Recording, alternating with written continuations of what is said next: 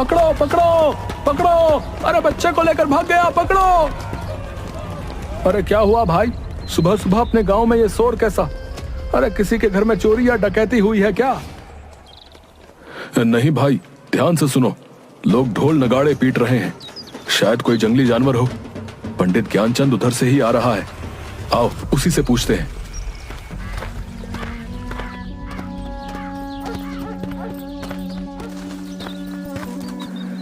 पंडित जी, ये कैसा शोर है? कोई जानवर गांव में घुस गया है क्या? अरे नहीं भाई, आज गांव से फिर एक बच्चा कोई जानवर पकड़कर जंगल में ले गया। हे भगवान, अब तो हमारे बच्चे अपने गांव में भी सुरक्षित नहीं हैं। पता नहीं क्या होने वाला है। सुन रही हो भाग्यवान, बंकू से कहना घर में ही रहे, इधर उधर खेलने ना जाए। पता नहीं जानवरों का यह आतंक गांव से कब खत्म होगा। सरताजपुर गांव में लगभग 6 महीने से जंगली जानवरों का आतंक बना हुआ था। इस कारण शाम होते ही गांव के सभी लोग अपने अपने घरों में दुबक कर बैठ जाते थे। कोई भी नहीं जानता था कि कौन जानवर ऐसा कर रहा है। कोई भालू का आतंक बताता तो कोई सियार का, कोई जंगल के राजा शेर को इसका जिम्मेदार ठहराता। इसी कारण सरपंच हुकुम चंद ने चौपाल पर एक सभा बुलाई थी। प्यारे गांव वासियों, जैसा कि आप जानते हैं कि पिछले 6 महीने से रोज कोई जानवर हमारे बच्चों को जंगलों में ले जाकर मार कर खा जाता है। हम उसी पर चर्चा के लिए आज यहाँ पर एकत्रित हुए हैं। सरपंच जी, आए दिन हमारे गांव से बच्चे गायब हो रहे हैं। अगर ऐसा ही चलता रहा तो गांव के सारे बच्चे मार डाले जाएंगे। हमें कुछ ना कुछ तो करना ही होगा। इसके लिए हमें पहले पता लगाना होगा कि कौन जानवर ऐसा कर रहा है, ताकि हम लोग उस जानवर से छुटकारा पा सकें। यही ठीक रहेगा, क्योंकि जंगल में तो सैकड़ों जानवर हैं। हम किस किस को अपना निशाना बनाता रहेंगे? लेकिन इसका पता लगाएगा कौन कि किस जानवर की यह करतूत है? इसके लिए एक दल बनाना होगा जो जंगली जानवरों के गांव में प्रवेश पर नजर रखेगा। हाँ, यह ठीक रहेगा। मैं और कल्लू बाबा दोनों मिलकर रात में पहरा देंगे और पता लगाएंगे कि कौन सा जानवर हमारे बच्चों को गायब कर रहा है। तो ठीक है, फिर अगर तुम दोनों पता कर बता देते हो तो तुम्हें गांव की तरफ से 100 स्वर्ण मुद्राएं मिलेंगी, ठीक है? मरेगा, एक दिन सब मरेगा। ए बगले, चल भाग यहां से। जब से हमारे शमशान में रहने आया है, तब से ही पूरा गांव समस्याओं से घिरा है। भोगा एक अजीब सा डरावना व्यक्ति था, जो पिछले 6 महीने से शमशान में आकर रहने लगा था। कई बार शमशान के कुत्तों को मारकर खाते हुए देखा गया था। कुछ लोग इसे औघर बताते थे। कल्लू बाबा और जग्गी रात में गांव के बाहर पेड़ के मचान पर चढ़कर पहरा दे रहे थे। तभी सुबह करीब 4 बजे जंगल की ओर से कुछ खरखराहट की आवाज आती है। कल्लू बाबा, झाड़ियों के झुरमुट से कुछ आवाज आ रही है, चलो चलकर देखते हैं। हाँ चलो, तुम आगे चलो, मैं पीछे से देखता रहूंगा, ताकि पीछे से कोई जानवर तुम पर हमला नहीं कर सके। अरे कल्लू बाबा, तुम तो बाबा हो, भूत पिशाच को तो तुम अपने झोले में रखते हो। तुम आगे चलो ना, मैं तुम्हारे पीछे रहूंगा।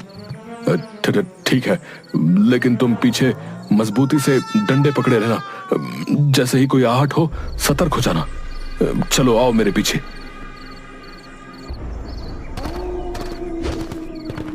भूत पिशाच निकट नहीं आवे, महावीर जब नाम सुनावे।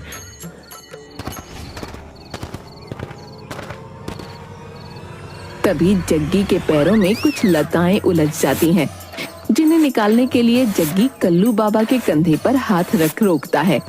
कल्लू बाबा को लगता है कि कोई भूत उसे पकड़ रहा है। वो चिल्लाते हुए भागने लगते हैं। भूत भूत भूत, बचाओ बचाओ।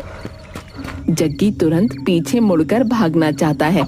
तभी कल्लू बाबा बचाओ बचाओ करते हुए पीछे मुड़कर जग्गी के गले को पकड़ लेते हैं। उसकी पीठ पर चढ़ जाता है। जग्गी को लगता है कि सचमुच भूत उसकी पीठ पर चढ़ गया। वो पूरी ताकत से दौड़ पड़ता है और लताओं से उलझकर कल्लू बाबा के साथ ही गिर पड़ता है। बचाओ, कल्लू बाबा बचाओ, मेरी पीठ पर भूत चढ़ा है, मर गया रे। अरे मेरे बाल बच्चों का क्या होगा? अबे चुप! पीछे से कंधे पर हाथ रखकर मुझे खुद डरा दिया और अब चिल्लाकर और डरा रहा है। बड़ा बाबा बने फिरते हो, भूत बैताल प्रेत पिशाच सभी को अपनी चोटी में बांध कर रखते हो और कंधे पर हाथ रखते ही डर गए। ढोंगी बाबा कहीं के। रुको रुको, गौर से ये आवाज सुनो। लगता है सचमुच कोई खूंखार जानवर हमारी तरफ ही आ रहा है। देख क्या रहे हो? भागो! दोनों भूत भूत चिल्लाते हुए गांव की ओर भागते हैं। सुबह होने ही वाली थी। कुछ लोग चौपाल पर आग ताप रहे थे। उन्होंने दोनों की आवाजें सुनी तो उनकी ओर लाठी डंडे लेकर दौड़े। बचाओ बचाओ, भागो भागो, पीछे भूत आ रहा है। अरे कौन सा भूत? अरे कैसा भूत भैया? तुम्हारे पीछे तो कोई नहीं है। अरे है, अरे सुनो आवाज सुनो, वो इधर ही आ रहा है, भागो। आवाजें लगातार बढ़ती ही जा रही थीं। सभी डर के मारे अपने अपने घरों में बंद होकर सहमे हुए खिड़की से देखने लगते हैं। तभी बंकू अपने घर से एक डंडा लेकर बाहर आता है। बेटा घर के अंदर आजा, देखो ना जी अपना बंकू बाहर चला गया है। अरे बेटा बंकू अंदर आजा, देख बेटा सभी लोग अपने अपने घर के अंदर हैं। नहीं पिताजी, हमारे कई दोस्त गायब हो गए हैं। आज हम भी देखेंगे कि कौन है जो हमारे गांव के बच्चों को गायब कर रहा है। मरेगा, सब मरेगा। तभी उधर से जुगनू की आवाज आती है। बंकू, अरे भैंसिया का रस्सी पकड़, अरे आधे घंटे से पूरा गांव दौड़ा रहा है। बंकू भैंस की रस्सी पकड़ लेता है। भैंस के पैर के पीछे एक बाल्टी फंसी हुई थी, जिसके ईंट पत्थर से टकराने से आवाज निकल रही थी। भैंस तो मैं द्वार पर बांध कर आया था, फिर ये खुली कैसे? वो माँ ने कहा कि बाहर भैंस को ठंड लग रही होगी, उसे गौशाला में बांध दो। भैंस बिदक कर भागने लगी, भागते हुए उसके पैर में बाल्टी फंस गई। जग्गी और कल्लू बाबा, हैं? तुम लोगों के डरपोक होने के कारण आज पूरा गांव भयभीत हो गया भाई। वो तो बंकू ने बहादुरी दिखाई, लेकिन बात तो यही है कि आखिर बच्चों का शिकार कौन कर रहा है? तभी सेठ मंगत लाल रोते रोते आता है। सरपंच जी, मेरा बेटा सुधीर घर पर नहीं है। नौकरों ने बताया कि सुधीर को शेर दबोच कर ले गया है जंगल की ओर। हाय मैं लुट गया, हाय मैं बर्बाद हो गया, मेरा इकलौता बेटा। धैर्य रखो मंगत लाल, धैर्य रखो। हम सभी उसी का उपाय ढूंढने के लिए यहाँ इकट्ठा हुए हैं। सुधीर मेरा भी दोस्त था, हमें उसे ढूंढना ही होगा। बंकू घर में बिना बताए जंगल की ओर चल देता है।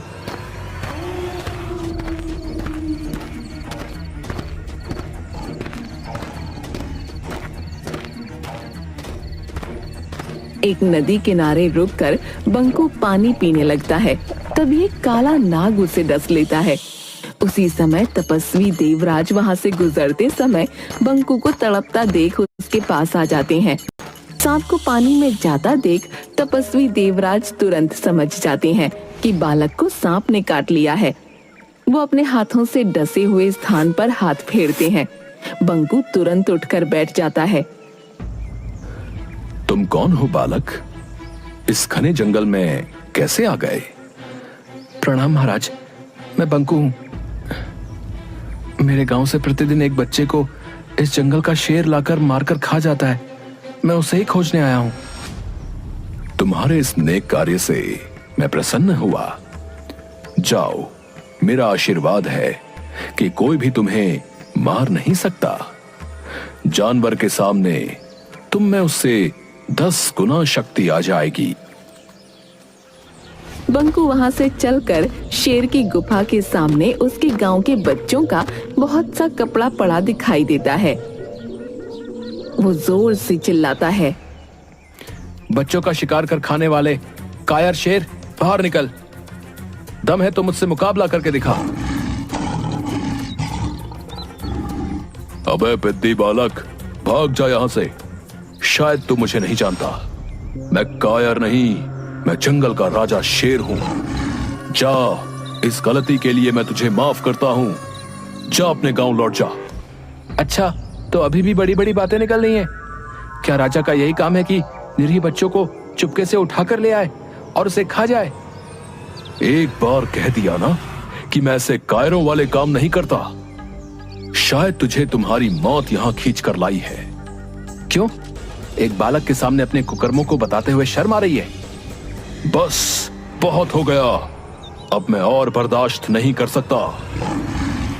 शेर छलांग मारकर बंकू को दबोच लेता है। दोनों में गुत्थम गुत्था हो जाती है, लेकिन कुछ ही पलों में बाजी पलट जाती है। तपस्वी देवराज के दिए हुए वरदान की वजह से बंकू शेर से जीत जाता है। कौन हो तुम बहादुर बालक, और मुझ पर ऐसा इल्जाम क्यों लगा रहे हो? मैं सरताजपुर में रहता हूँ, जहाँ से तुम कल भी मेरे दोस्त सुधीर को दबोच कर ले आए हो, जिसका प्रमाण तुम्हारी गुफा के सामने पड़े कपड़े हैं। हाँ, इसको तो मैंने भी देखा है, पर ज्यादा ध्यान नहीं दिया। शेर तुरंत अपने गुप्तचर सियार को बुलाता है। गुप्तचर सियार, पता करो कि कौन मेरी गुफा के आगे ऐसी घटिया काम करके कपड़े फेंकता है। महाराज, ये काम किसी आदमी का है। देखिए, कोई कपड़ा फटा हुआ नहीं है, सभी कपड़े सही सलामत खोले गए हैं। जबकि अगर जानवर करता तो कपड़ों के चीथड़े होते। देख लिया, कोई हम जानवरों को फंसाने के लिए ऐसा काम कर रहा है। ठीक है, लेकिन आखिर ऐसी घिनौनी हरकत कौन कर रहा है? मैं सामने पेड़ पर से आज रात नजर रखूंगा। रात भर बंकू मचान पर जगा रहता है, लेकिन वहाँ कोई नहीं आता। करीब 4 बजे उसे नींद लग जाती है और वो सो जाता है। तभी चिड़िया की आवाज सुनकर बंकू जग जाता है। वो देखता है कि कंबल ओढ़े हुए एक आदमी सुधीर के कपड़ों को शेर की गुफा के आगे फेंक रहा है। बंकू मचान से उतरकर उस आदमी को पकड़ लेता है। भौंकता कहाँ है? जरा अपना चेहरा तो दिखा। भोगा, तुम तो गांव के सारे बच्चे तुम ही गायब कर रहे हो। मरेगा, सब मरेगा। अब कोई नहीं मरेगा, अब बस तू ही मरेगा। इतना कहकर बंकू जोर से भोगा के पेट में मुक्का मारता है, लेकिन भोगा को कुछ नहीं होता। अलबत्ता भोगा के एक मुक्के से वो बेहोश हो जाता है। समय पर शेर के आ जाने से भोगा वहाँ से भाग जाता है। उठो बालक। वो कहाँ गया? वो तो भाग गया। बंकू तपस्वी देवराज की कुटिया पर जाकर, प्रणाम महाराज। आदमखोर शेर को मार डाला तुमने? नहीं महाराज, आदमखोर शेर नहीं, आदमखोर शमशान में रहने वाला भोगा है। लेकिन आपके वरदान ने उस पर क्यों काम नहीं किया?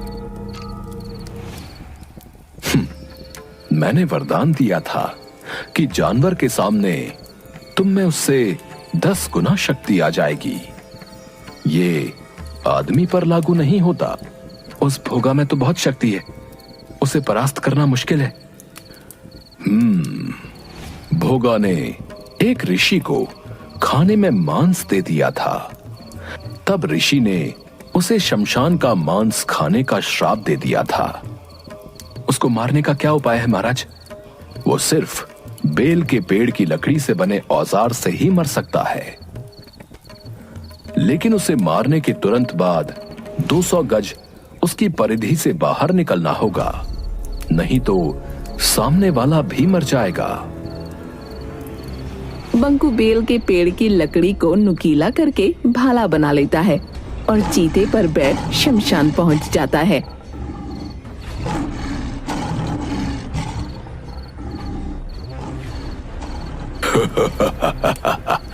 आ गए, आज तेरी मौत तुझे यहां खींच लाई है।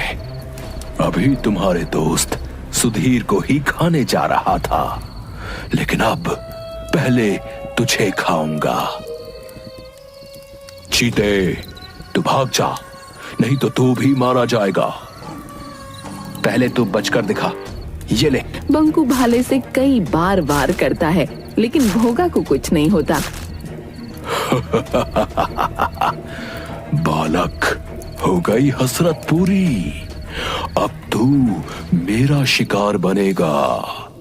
तभी अचानक तपस्वी देवराज वहां प्रकट होते हैं। बंकू, भाले को उसकी नाभि में मारो।